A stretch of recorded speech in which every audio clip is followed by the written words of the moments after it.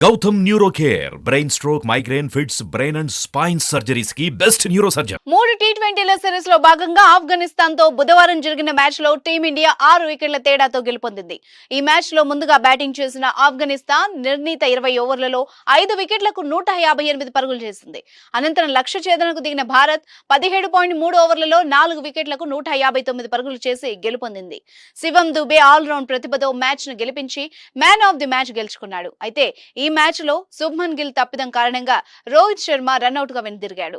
దాంతో తీవ్ర అసహనానికి గురైన రోహిత్ శర్మ శుభ్మన్ గిల్ పై నోరు పారేసుకున్నాడు. మ్యాచ్ అనంతరం ఈ ఘటనపై స్పందించిన రోహిత్ ఇవన్నీ ఆటలో సహజమని తెలిపాడు.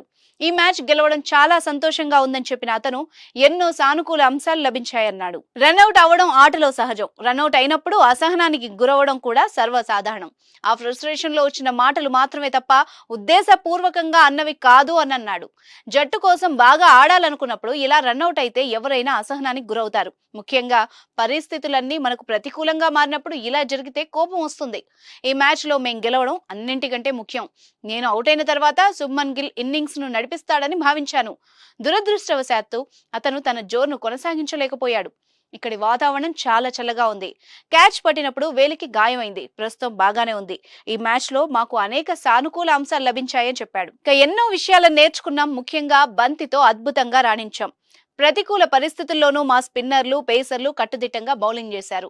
శివమన్ దుబే, జితేష్ శర్మ, తిలక్ వర్మ, రింకు సింగ్ అద్భుత ప్రదర్శన కనబర్చారు. వారి ఫామ్ ను కొనసాగించారు. ఈ మ్యాచ్ లో భిన్నమైన విషయాలను ప్రయత్నించాం. విభిన్న పరిస్థితుల్లో మా బౌలర్లను ప్రయోగించాం. వాషింగ్టన్ తో 19వ ఓవర్ చేయించాం. మాకు మేం సవాల్ చేసుకున్నాం. కొన్ని విషయాల్లో మేము అసౌకర్యంగా కనిపించాం. అయితే రానున్న మ్యాచ్ల్లో మా బలహీనతలన్నింటినీ అధిగమించే ప్రయత్నం చేస్తాం. ఫలితంలో తేడా రాకుండా ప్రయోగాలు చేస్తాం. సమిష్టి ప్రదర్శనల కోసం కృషి చేస్తామని రోహిత్ శర్మ చెప్పుకొచ్చాడు.